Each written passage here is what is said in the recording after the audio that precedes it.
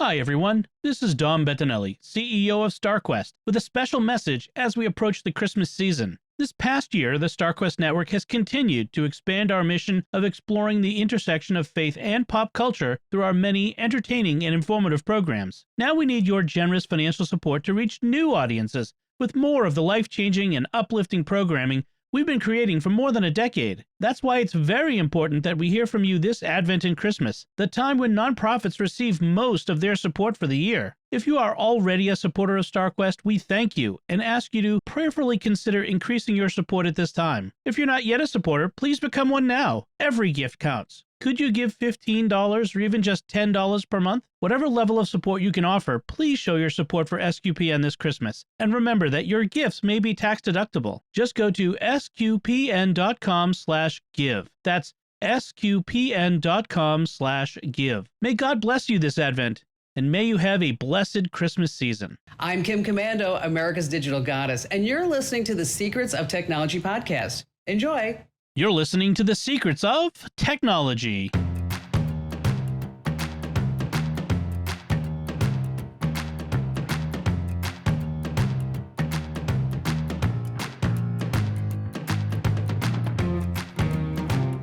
Hi, I'm Dom Bettinelli, and you're listening to The Secrets of Technology, where we discuss the technology news that's important to you from a uniquely Catholic point of view. And joining me today on the panel are Pat Scott. Hi, Pat.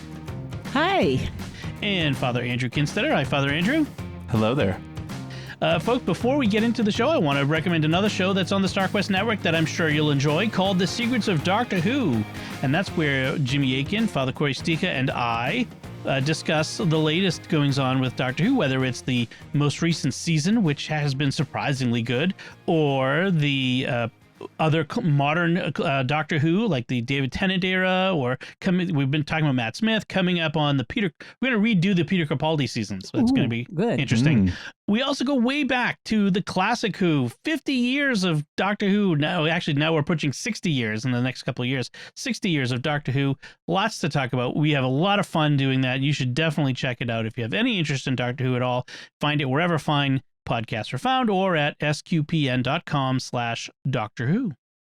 So let's talk about our topics tonight. I want to start off with a little bit of listener feedback. This one comes from Ezra via email, and Ezra's written to us before, and a young man who writes, "Hey, I just bought my first Oculus Quest 2.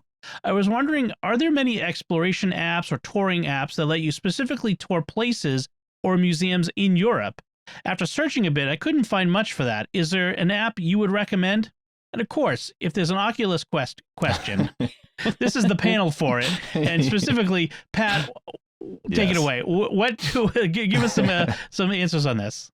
Well, if you go looking for an app like that, there's not one you can find. However, I've been playing around and found that there's a lot of things you can explore and travel with. There are a few apps that are running on the Quest if you connect it to a gaming laptop, and that's called using PCVR with Steam. There are something called Great Paintings, an Art Splurge, a collection of museums, the Sistine Chapel. There's 5 or 6 different things there that you can use. Most people do exploring through Wander Street View. And so, like, I have gone to Venice and walked down the streets of Venice. You can't go inside the museums, but that works pretty well. There are some others that are mostly scenery type places, like the Brink Traveler and the Virtual Traveler. They're beautiful scenery, but no, they're not museums. There was one I ran across that was called Charm that seemed to feature charming villages that you could wander through in VR. And I thought that sounded like fun. There is, however, Google Arts and Culture. And now, of course, Google has their own VR little mini system called Google Cardboard. But a lot of times if something is made so it will work in Google Cardboard, you can look at it on a browser through your Quest. You just have to kind of play around with the settings and find which one of the settings works best. 180 usually gives me the best resolution. 360 gives me an all-around, but usually it's really blurry. So that's just a thought. If you do decide that you would like to do the gaming PCVR, you need a really good gaming laptop. You have to use Steam and or the Oculus app, and then you could use your Quest or an Oculus Rift with that. And you do get beautiful results with that. And if you're doing Ethernet to your laptop, it's pretty good on speed. Cool. So that's basically what I found. But just even using YouTube VR, Yep. There are tons of things on YouTube VR. Some of them are really grainy because they're older, but some of them are really nice. And I walked down the streets of Pompeii one afternoon and just wandered around, and there were 3 or 4 different VR videos of it. And Paris and Tokyo, and there's several places that seem to have multiple cities that they let you do traveling in VR. So that's about the best I could find, but nothing specifically for, hey, this is a museum app. It's really a space. The whole VR space is just, so to speak, about to explode. I mean, the whole metaverse thing that they've been talking about, there's really going to be a lot of this stuff coming out in the next few years. And I can't imagine, any of these big public museums, the Museum of Fine Arts, the National Gallery, or any of the European museums, you really ought to start working on VR experiences of their museums. Well, and they are actually the Mona Lisa. There was a VR thing that I could see a 3D video on YouTube VR about exploring the Mona Lisa. Oh, okay. And so it's something they're doing at the museum. It's not intended necessarily for, patrons to go look at, but it was a good experience in doing that. And they mentioned a lot of other museums that are beginning to incorporate VR and headsets to help experience how the paintings were made and things like that. So I think we're in the next 2 years, it's going to be crazy. Mm-hmm. Well, and even like a couple of years ago, this wasn't something that I could do on my own, but I was at a museum in DC and was able to tour virtually the Church of the Holy Sepulchre in Jerusalem. But that was like, you had to go to the museum, sit in one of their chairs and their headsets, and it wasn't in Oculus Quest. But those kind of things, I think, are definitely coming down the pipe for sure. Yeah. And I just have to make a plug for 2 things, I guess. They're related but totally different. If you are interested in working out at all, you can use an app called Supernatural. Pat, you're the one who kind of got me introduced to that. But that will let you go to places, and you'll have awesome, amazing backgrounds. Machu Picchu, the Galapagos Luxor. Islands. Whenever it's at Luxor in Egypt, I'm like, oh, this is totally, I'm in Stargate. Yes.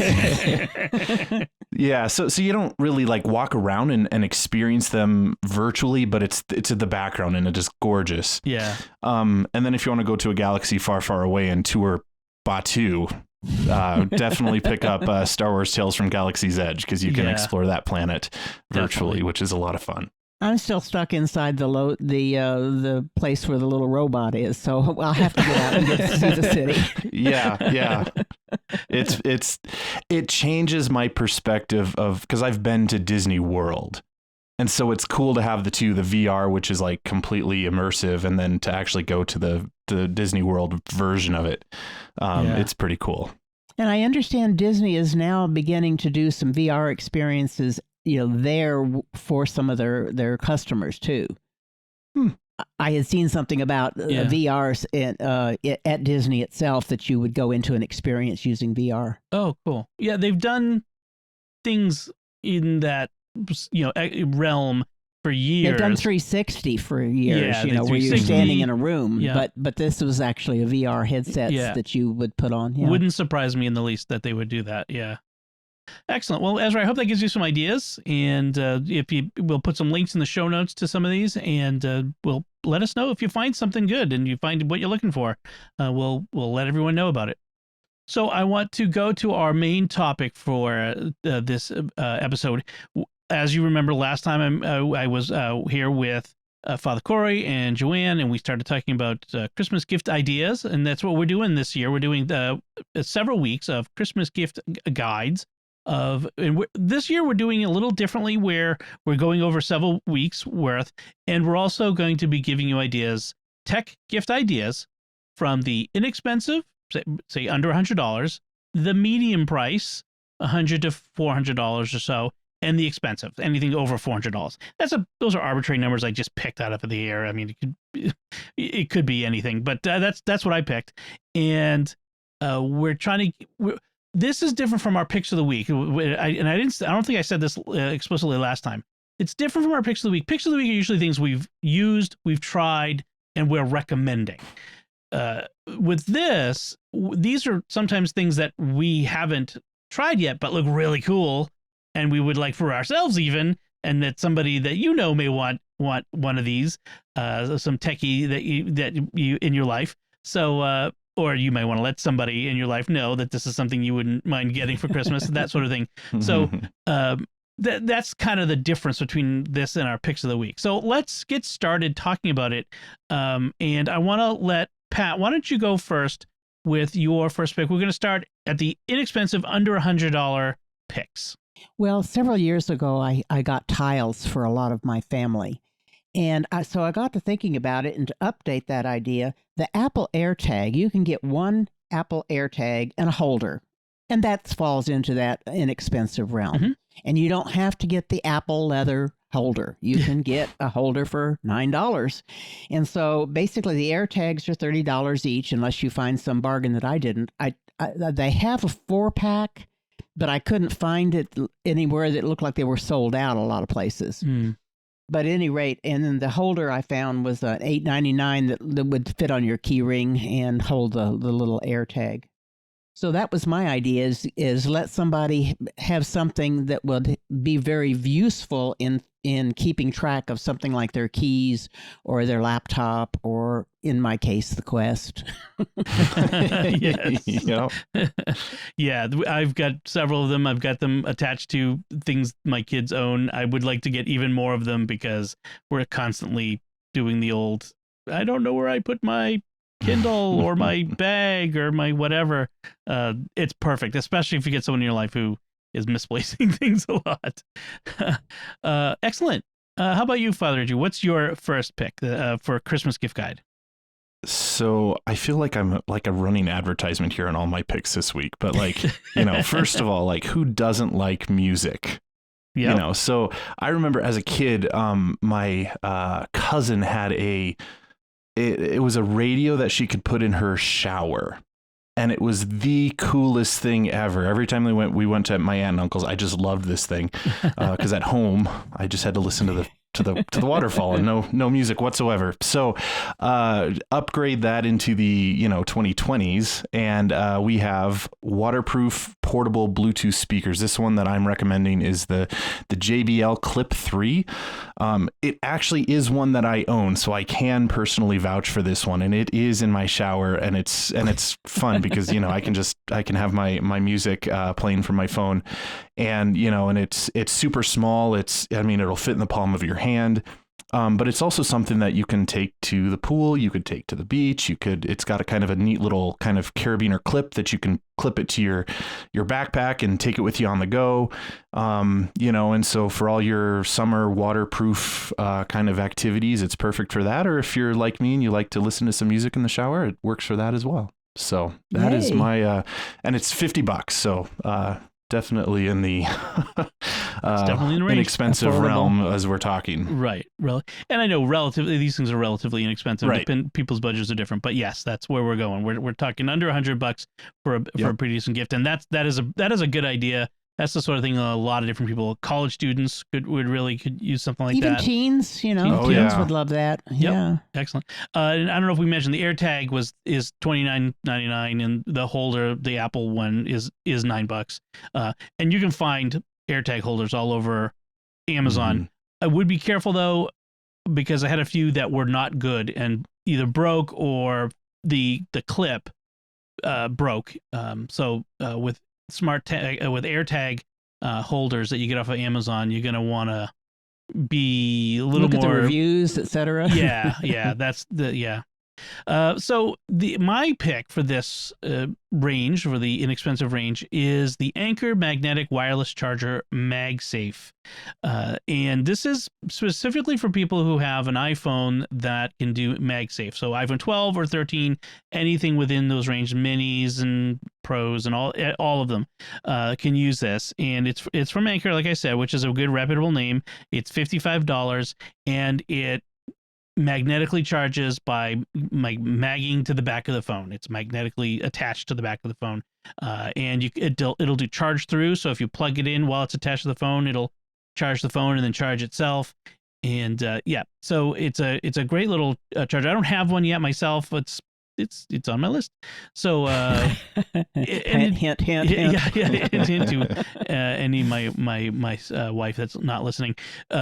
But it's a great charger if you have an iPhone that does MagSafe. That's for sure. Is this one that sits up vertically, or is it a flat one? It's flat. So it attaches to the phone.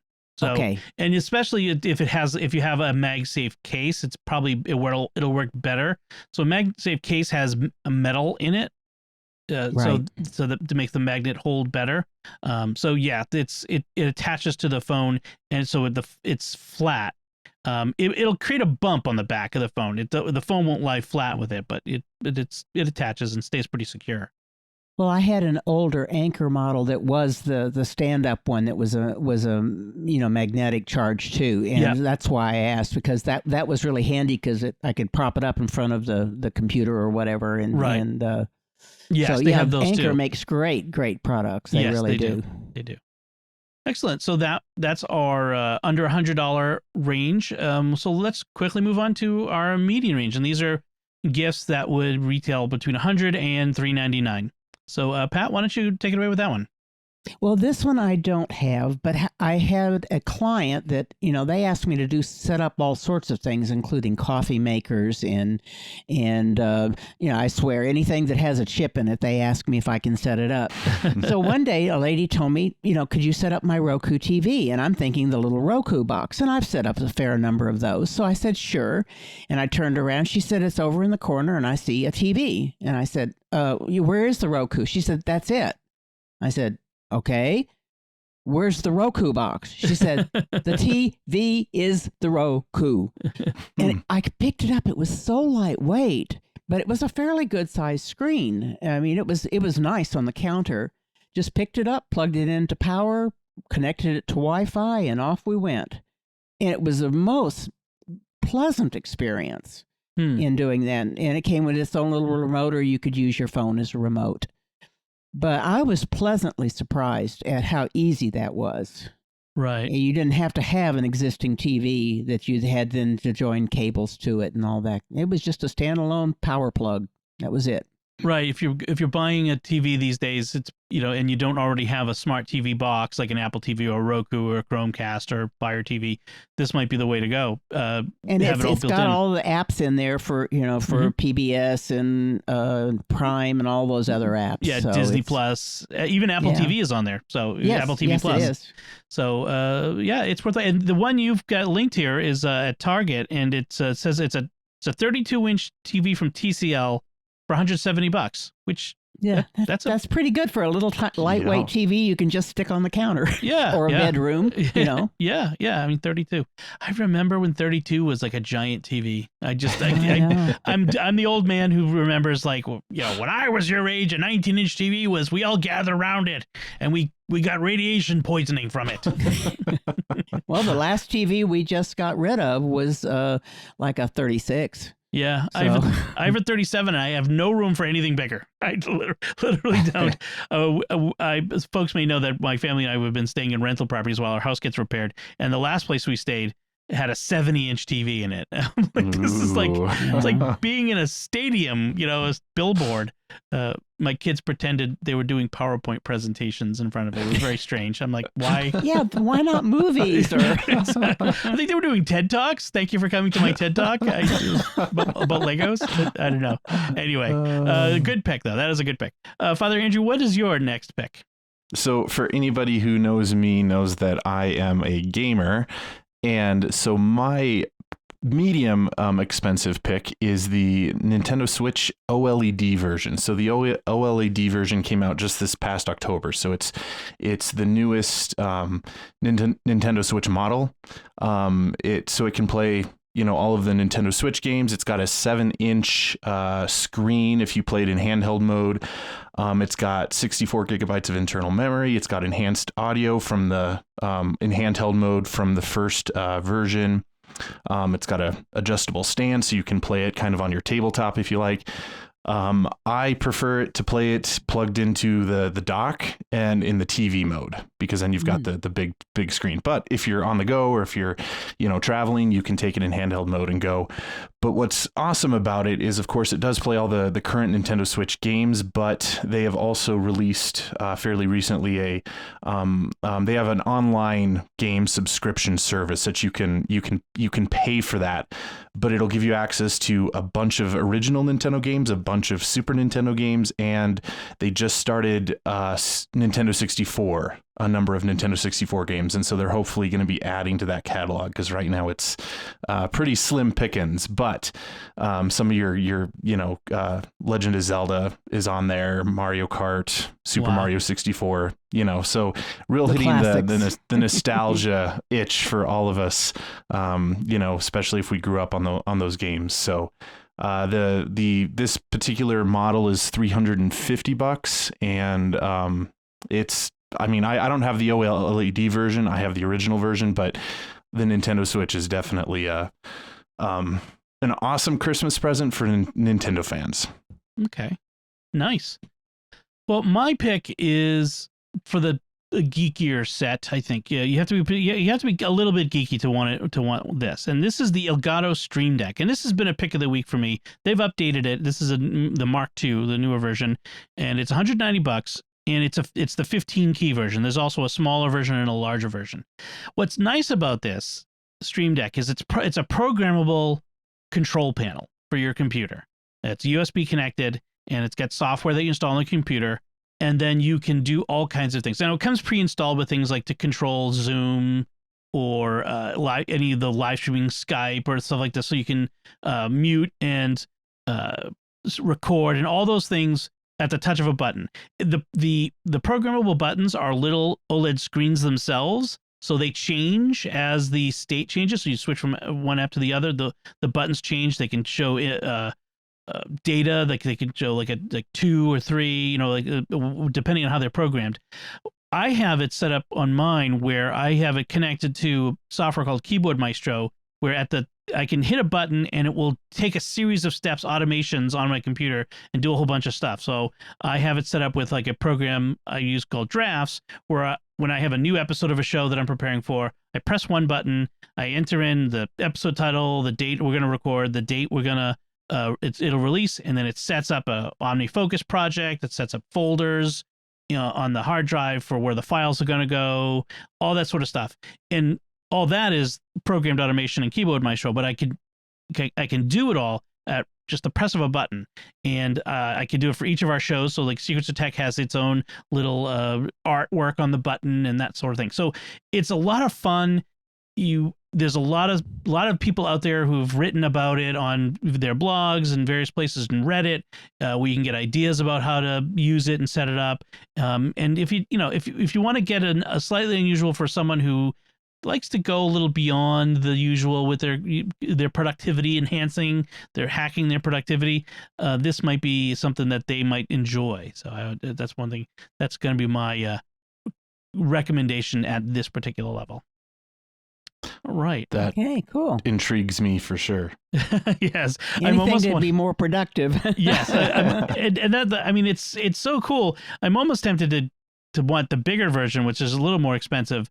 I think it's in the $250 range, I think it is, but it comes with like 30 buttons or something like that. And it's like having, you know, the control panel for the Enterprise in front of me, you know, punch and chewy, you know, right. Hyperspace.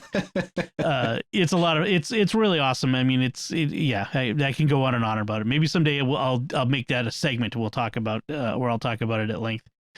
All right, so let's go to our top of the line picks. Anything over $400 that we would recommend as a gift, or probably in many cases want for ourselves. Pat, why don't you go first?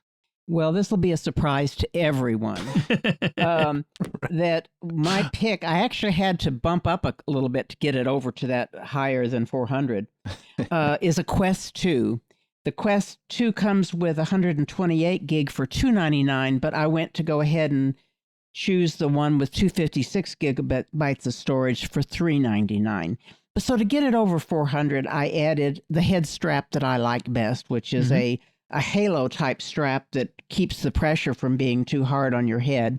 And it comes with a battery pack and then a case for it. So you add 360, 40, that's just right at 500, I guess there.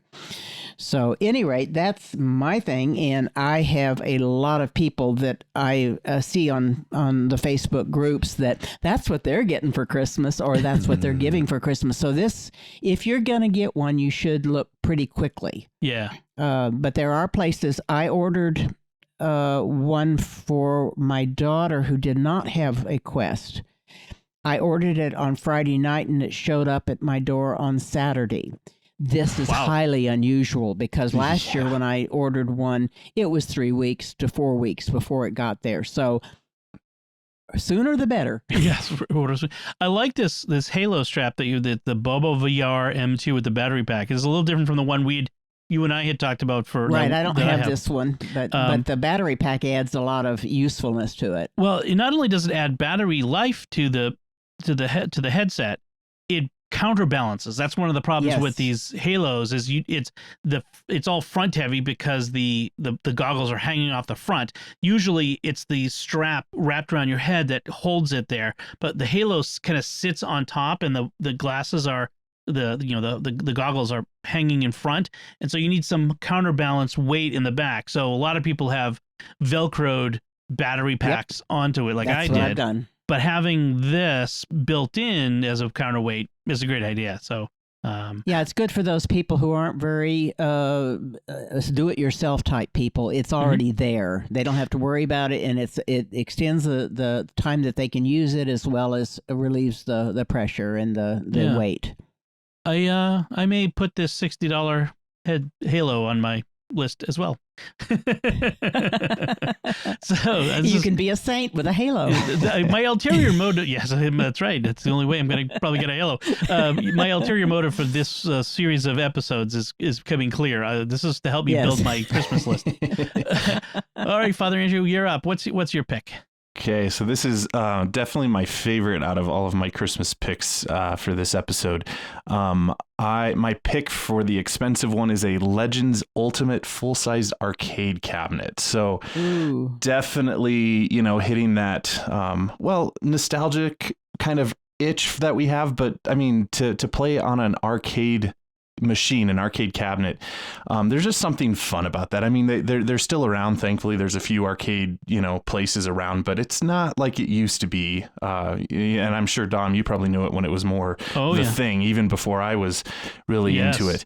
But there's something just really cool about playing an arcade machine. And so this particular one has 350 games built in. It's basically, if you consider, I'm pretty sure it's a Linux based operating system. That's the TV screen. It's a flat screen, but it's built into an arcade cabinet, and then it's got the kind of the arcade controls, and so it's emulating these 350 games. And this particular one includes the Super Star Wars trilogy, which is ridiculously difficult to play. It's fun, but it's difficult. It's got Tetris, it's got Asteroids, it's got Space Invaders, Disney's Aladdin, Lion King. It even has Fix It Felix Jr., which is cool. Wreck-It Ralph. Wreck-It Ralph. Yeah. Yep. That Wreck-It Ralph. I didn't know where that was from. Yeah, but what's interesting about Fix It Felix Jr. is they made the game because of the movie. So the game never existed before the movie. But it's sort of a homage to Donkey Kong, the original Donkey Kong arcade. And the reason that I'm talking about this with experience is because we had a parishioner donate this to our youth house. Oh, wow. So I've been able to play this. I actually had to build it. Think of an IKEA sort of thing you have to build. I had to build it, but it's in our youth house, and it's got 2 players, so 2 youth can be playing it at the same time, or they can challenge me to the games, and just super fun. It's $500 if you can find it at Sam's Club, which is where this parishioner found it. And in fact, I've been to a Sam's Club and I've seen it on display for $500.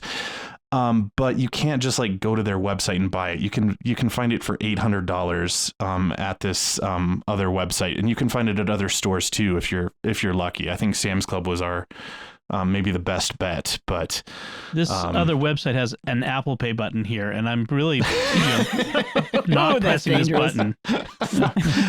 Dom, your kids would love it. Oh yes, and my wife would kill me. Yes. And it would be a justifiable homicide. But it's really cool because the controls are awesome, because it's got all the different controls. It's got the joystick, it's got the ball, it's got the buttons for all the different games. Yep. Wow. And it's even got, I think, some side buttons like flippers, like if it's emulating a pinball machine. Oh, cool. The other cool thing about it is that since it's a modern machine, it does have Wi-Fi connectability. You can submit your high scores to an online leaderboard, and you can, try to beat the high scores across the country. Nice. And, I'm sure you could maybe even get newer games on it and stuff if they came out for that. Ours is in a house without Wi-Fi, so we can't do that. But that's that's not the point. But definitely, arcade, but in the modern era for sure. Cool. Wow. That is a lot of fun. I mean, it's not only is it nostalgia for Gen Xers and older millennials, but even the younger folks. There's a certain nostalgia for the tech of that. Like Jack Barzini always talks about, like he tries to resurrect old tech to use, and there's a certain fun factor in this stuff. So it's really neat. I like that. And there's something just good about introducing the kids of today with the tech of yesterday. Yes. Yeah. And, and like these games are super fun. They don't have the best graphics, or, even at least the storyline is, just, super minimal. Simple. You hit asteroids with your spaceship. But there's something that's just there's a joy there if you're playing with your dad, or you're playing with your brother or your sister, and you're just trying to beat each other in an arcade. The simplicity is like a zen of that. There's just like in that simplicity. There's just you don't have to. It's not super complicated. There's no learning curve. You just go. And there's something about that. These games were designed with constraints. And those constraints sometimes led to lots of creativity and fun. So I miss a lot of the games of my youth. Hey, Dom, just tell Melanie that Tetris is on there. Actually, that may be a reason not to get it, because she's a super Tetris fiend. I know. Honey, can I use the game machine? No. All right. Awesome. That's a great pick. So my last pick for expensive gift this week is the DJI Mini 2. Let's see, the Mini 2 Fly More combo. So this is a drone. DJI is the drone. There are lots of drones out there, and lots of good drones out there. Not even just cheap ones. There are plenty of cheap ones that are no good. But DJI is acknowledged as it's sort of the Apple of drones, or the Google, if you will, the Google Pixel of drones. They're really good and really super easy to fly. And then they have a variety of different drones at lots of different price points that go way high. But this I feel like I've been reading up on drones and watching a bunch of YouTube videos, and I really feel like the Mini 2 hits the sweet spot of price and performance and ease of use, but also the features. And this is the one I would get. I don't have a drone, but if I was going to get one, this is the one I would get. And the combo comes with like a case and extra batteries and all that sort of stuff that makes it more fun to use. The batteries on drones don't last forever. They so if you're going to be flying for any length of time, you're going to be swapping them out. But these drones are great because they're so much better than they used to be just even a few years ago, where they level themselves. They don't have a tendency to fly off into strange directions, or the wind blowing them across, or, like the cheap drones. My son's got some cheap drones for Christmas a few years ago, and they're kind of hard to fly because you got to trim them out. It's like a plane, there's no automation in it. And these have these really, big, smart AI chips in them that really let it fly nice and easy. Just like, stay there, follow me. So that some of the, I think this one might have the follow me thing where it just follows you along. There's a return home button. So if it gets out of sight, you just say return home and it will come to you. That sort of thing. I don't know if they have a tracker built in, but they should. But you could also, would be nice. You could put a tile or a air tag on it. That would be thing to do. So it's a lot. They're a lot of fun, and this one there's a new FAA rule where if they're above a certain weight, you have to get a certificate. And this is there's a certain term for it. I don't remember. I'm not an expert on this, but this comes in just at that weight limit. So you don't need to get an FAA certificate, a Part B certificate, or something along those lines. But it's a true amateur consumer fun product. So that's cool. And I've seen my brother has one, and it's really fun at parties, like at like my pool parties, like a family pool party, and just flying overhead. And travel, that's another thing. Just traveling and being able to get it up to see some of the sights would be really pretty. I tell people, in 100 years, people will recognize video shot from this period, like movies and TV shows and documentaries, because they'll all have these overhead drone shots. Like every show nowadays has that overhead drone shot, that dramatic shot overhead of a car driving as it looks straight down on it. The helicopter. You used to have to own a helicopter to do that. Now you can do it for $600 with a drone, a consumer drone. So, this is, maybe someday I'll get one of these, and I'll have some fun with it, and they'll be even better by the time I get it.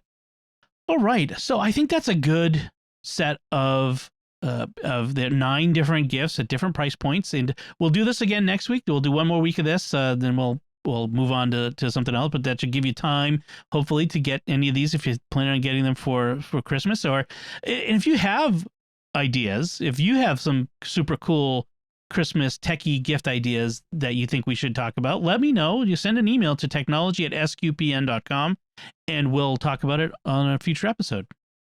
All right. So at this point, I want to take a moment to thank our patrons who make it possible for us to create the Secrets of Technology. Their generous donations at sqpn.com/give make it possible for us to continue the Secrets of Technology in all the shows at StarQuest. You can join them by visiting sqpn.com/give. And right now is a particularly good time to give as we get close to the end of the year. This is when, as you've heard the message at the beginning of the show that I put there. This is our Advent giving campaign time, and we particularly rely on your generosity at this time of year to support our nonprofit ministry of exploring the intersection of faith and pop culture, and in this case, faith and technology. So thank you very much. Visit sqpn.com/give. So let's talk about some headlines. Now, we didn't have a show last week. Actually, it was 2 weeks ago that we had that other show. It was Thanksgiving week, and Apple dropped some news in the interim between the last show and this one, and it was some really interesting news. Apple has started this new phone repair program where they will sell parts and tools and give you instructions on how to repair your Apple products at home. You don't have to bring them into a store. You don't have to go to a third-party repair shop. You can do it yourself. You can do some micro soldering and probably not. But this is a very interesting move on Apple's part to do this. And I have a feeling that I know what it's about. But what do you all think of this before I talk about what are my thoughts on it? My first thought was European Union and their requirements of making people have things that are cross-platform, repairable, all that's probably behind some of it. Mm-hmm. Get ahead of that curve before they get sued. Right. That and the whole right to repair movement, which has been pushing for laws in various states to allow third parties to do repairs. And that's been the big thing is these third-party shops, independent, repair shops that replace screens and stuff, Apple has been making it harder and harder to do these repairs because they've tied like the fingerprint sensor, the Touch ID sensor, or the Face ID sensor to the screen, so that when you replace the screen, the display, you have to totally disconnects the safe harbor element in it, and it causes all kinds of problems. So only Apple could do it, and this isn't just bad for the third-party repair shops. It's bad for the user because not everyone wants to go to an Apple store. Not everybody is near an Apple store. They just want to go to the local guy. There's no problem with that. So now the thing about this that I think is interesting, I don't think this is about letting, you and me, primarily about letting, people like us get stuff at home and laying it out on my desk at home and fixing my broken screen. This is probably more about Apple allowing third-party repair businesses to get a hold of this stuff without having to officially baptize that as an official channel of repair. What do you think? Do you think I'm off base on that? No, because I think I saw in the article where it was specifically for individuals and small repair places. I mean, I saw the wording on that. Maybe it's somebody's conjecture and I misread it, but I think it was very definitely saying that's not a problem anymore. Right. And I think your average user isn't going to have the confidence level to even want to attempt to repair their phone like this. They would rather take it to a third party, probably rather than Apple, even, because that would be cheaper, and that's kind of helpful. I mean, I think for someone like, or for people like us, okay, I better be careful how I say this. That was how I learned growing up, was like taking apart the computer and like, in fact, I remember at one point, I forget what we had, whether it was a Windows 98 or Windows XP, and I really wanted to play Knights of the Old Republic on this computer, but it needed an updated video card. And I remember going out and buying what I thought was the right video card and put it in, figured out how to get it to work. And of course, it ran the game, but it was like super jerky and it didn't really run the game. But there was a whole learning experience there that I really appreciated, being able to take it apart, see how things work, but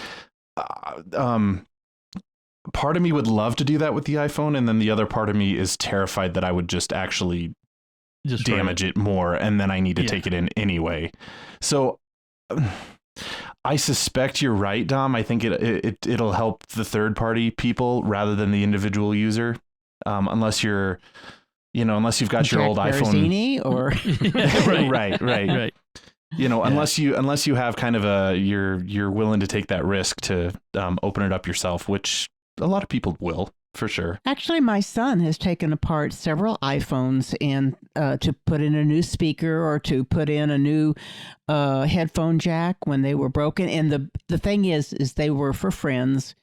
It was already broken. Right. So nothing to lose. Right. Yep. And so he's done that on several different iPhones and replaced the screen, different things like that. So, I think there is a large group of people out there, but I also see it benefiting the people who are out in rural areas that don't have access to stores. Yep. They can get these parts and do them, and they'll have somebody in their area that's more techie than the average probably. But I think that's a great opportunity there for the people who are far away from an urban setting. Right. Yeah. I'm fairly comfortable doing computer repair stuff. Like, I've gone to ifixit.com and downloaded their repair guides. I've fixed MacBooks and various other things like that. And those have been, I remember the first time I replaced the display on a PowerBook, years ago, about 10 years ago now, that I crunched, actually more than 10 years now, because it was when I was buying this house. So like 13 years ago. And it was scary and one of the hardest things I've done, but I did it and I felt fairly accomplished. With a phone, that phone would have to be pretty badly damaged, and like you said, have nothing to lose for me to want to do it. In fact, I've got a few of those damaged phones laying around here from the kids that may be worthwhile. I had a son who dunked a phone in the ocean a couple weeks ago. The only thing there would be to say, do you spend more on parts, and then it still may not work. Right. That's the bit there. That's the thing is it's the what is the cost? I mean, it's Apple, so it may be not worthwhile. Or Apple has these repair manuals that you can look at, and so I look at the repair manual and buy the parts from, say, iFixit for less. That might be the way to go with that too. So. I mean, kudos on Apple. I mean, this is, even if it's a big step. Even if I never do this is nice that they're, and even if they're doing it because they're worried about regulatory things and antitrust stuff, fine, whatever. But hey, they're doing it, and I'm pleased to see that. And it's not just iPhones. I think it's Macs as well. That's that. Yes, that's what I understood. Yeah. Yeah. So pretty cool. Pretty cool. All right. Now we have some kind of silly articles. This one, I'm not sure. This one didn't really open up. Let me see if I can pull this up here really quick. So this one is kind of weird. Walmart was selling this dancing cactus toy, where it would sing and dance and sing a song, and she bought it for her 15-month-old granddaughter. As it's supposed to be an educational toy. And it's supposed to sing songs in English, Spanish, and Polish. Now, this woman happened to speak Polish, and when she listened to the song, the cactus was singing about doing cocaine, drug abuse, suicide, depression, and use profanities in Polish. Did they not vet these sorts of things before? Like, hey, that sounds like a fun Polish song. Just throw it in. But should we get someone to listen to this who knows Polish? Nah, it'll be fine. Just throw it in there. It sounds like a kid's song. Oh my gosh! It's just every once in a while you see one of these stories about some toy that just is something weird, inappropriate about it. Somebody warped in the production line. Yes. Yeah, I just thought this was a funny story, and it reminded me of this other story I saw recently out of Sri Lanka. A Catholic church had programs for its Christmas midnight mass service. The songs, and it was the program, and it had the Ave Maria. Unfortunately, Sri Lanka is not primarily English speaking, but this was an English language program, and whoever went and got the Ave Maria lyrics got the Snoop Dogg song Ave Maria instead, which is not family friendly. Not family friendly, not about the Blessed Mother. It's just, dear. oh my, it's very, very embarrassing. But that's what it kind of reminded me of. Every once in a while you see these translation issues. So, well, it's kind of like the T-shirts that people buy when they go over to that they'll find out that it's very rude language or very obscene language, and it just looks like Chinese or Japanese or whatever. Or people who get tattoos in other languages and they don't speak it, and people who speak the language go, yeah, that's not what that says. So anyway, if you happen to see the dancing cactus toy at Walmart, well, buy it if you want. If you're not going to give it to a kid, it might be amusing to you. But don't give it to children, especially ones who speak Polish, or who are likely to repeat the Polish song to somebody who speaks Polish. The grandparents. Yeah. Oh man! So I just thought that was funny. All right, so then here's another fun song. We've been talking about billionaires in space recently. Jeff Bezos predicts that one day humans will visit the Earth the way we visit Yellowstone National Park. It's going to be a preserve. All humans are all going to live off the planet, and future generations instead will treat Earth as a tourist attraction. What do you think? Pipe dream. Well, I mean, what do you think? I'm not sure what he put in the pipe. Yeah, right. He's been listening to that cactus. Well, so whether it's plausible or not, let's say it's plausible that that we could do this. Let's just say we could do this. What do you think is the ethics or morality, or just whether it's good for us to treat Earth as a giant conservation museum, like a national park, a world park, while we're all living off on Mars or something? What do you think of that? I mean, on the one hand, I think it's actually silly. I don't think that's ever really gonna be, well, even if it was plausible, I don't think it's ever gonna happen, and I wouldn't advocate for it. Mm-hmm. On the one hand, there is a good perhaps desire to want to protect and preserve the earth, which, I mean, we should have that desire right now. I mean, we want to take care of our home. But on the flip side, it's our home. I wouldn't want, humanity to be basically kicked out of our house and saying, well, you can only come visit, during open park hours. Well, and there's something about who was it made for? Who was the earth made for? The history there is that's kind of theologically a little bit weird. Right. It's so that the Martians can come over and see what Earthlings used to live like in the 2000s. Well, and the likelihood is, in his vision, people would be living in space colonies, whether it's in space stations or in habitats on the moon or habitats on Mars. Or terraformed other planets. That's another maybe. thought. There's been talk by some scientists, like the idea of terraforming Mars. That's one of the big things. That is a pipe dream, as you said before. Very unlikely. To terraform the entire planet to make it livable so that humans could live on the surface, without suits. There's not enough material there. There's not enough atmosphere there to protect us from, the radiation and all that sort of stuff. Yeah, it is. I don't know. So we'd probably be living indoors. And I just think domes. Yeah, I just think human beings were not made to be to live their entire lives inside, except for an occasional vacation to, Earth National Park. I don't know. And would everyone be able to afford that? I mean, the richest man in the world can afford it, right? Jeff Bezos, or second richest now. I think depends on the stock market, I guess. I think it's going to be the opposite. That Mars, your colonies, your space travel is going to be the exotic vacation destinations, and Earth is going to be and remain to be our home, and and that's where our normal average lives are lived, and then the exotic is Mars or another terraformed planet or whatever, or asteroid or something that's made into a habitable space. I would go to the moon on vacation. That would be fun. Or to a orbital habitat on vacation. But I don't want to give up living on the Earth. I mean, to feel the breeze on your face and to walk around on the ground, to have that reserved for just a vacation. I just don't think I don't think it's human. I don't think it's the way God designed us. I think we're designed to be in this environment. Right. I mean, and if you base this, of course, scripturally, I mean, that's the whole first few chapters of Genesis is the creation of the earth and, of course, all the cosmos, but, and then human beings being particularly put on earth to, cultivate and manage and be, in charge of the things on the earth, not the moon or an asteroid.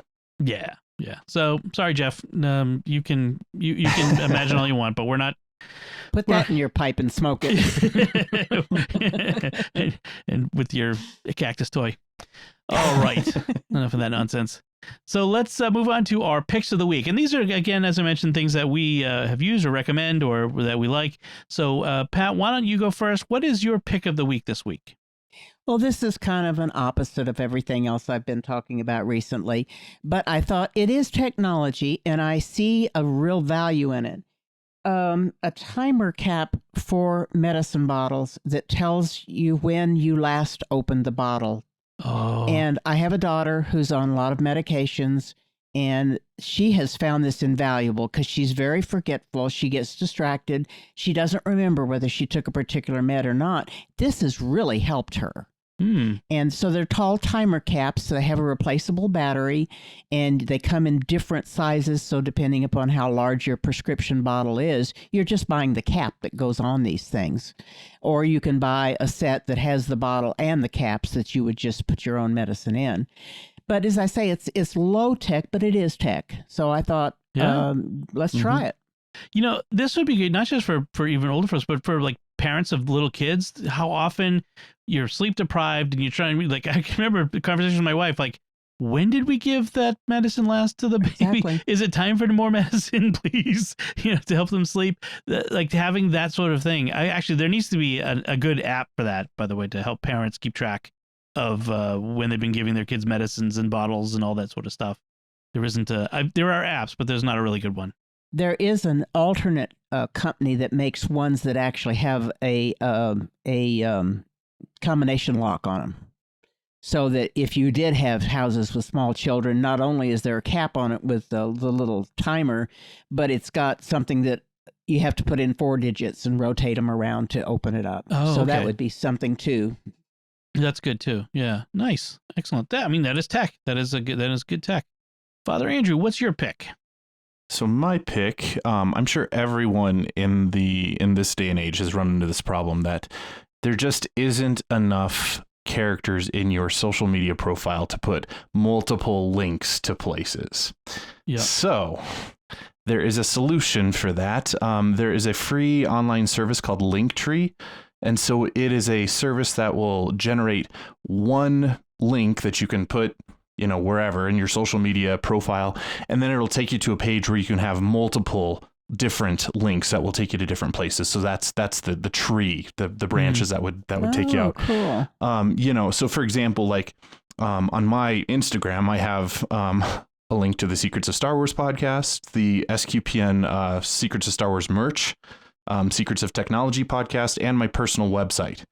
But there's no way that I could link to all of those in the short little profile on my Instagram page. So I can just throw the one link, and then everybody can get access to all those other links from there, and I don't have to worry about it. So it's totally a free service, but you do have to sign up for it. And I think there are paid options if you want, but I don't even see a need for that. Yeah. But it's super helpful if you want just one link, and then you can direct people to multiple different places. I think the paid versions are really aimed at companies, so that like they can list links, like when they put up like Instagram shots of, say, a recipe, and the link tree will be a link to all of the recipes that they've recently done, and it'll look like their website and stuff. So that's really aimed at business and not so much folks. Cool, excellent. That is a good pick, and free. So my pick this week is actually might have some Christmas implications to it, depending on what you're giving as gifts. So it's this amazing app. I'm trying to open it up here without killing my connection here, but it's called Brickit, and it's a Lego app. It's not from the Lego company, but it's an app that you use with Lego. And here's the thing. If you know anybody who's got Lego, they've got a bin full of pieces, just random pieces. So what you do is you take the pieces and you kind of spread them out. You don't have to make them one, all separate, but you do want to kind of be one layer so that all the pieces can be kind of seen. And then you activate the app, and then you hold it wants to use the camera, and you hold it above the pile, and you let it look at the pile, and then it will tell you what you can build from that pile. It will give you ideas of projects to build from the Lego recipe that are in that pile.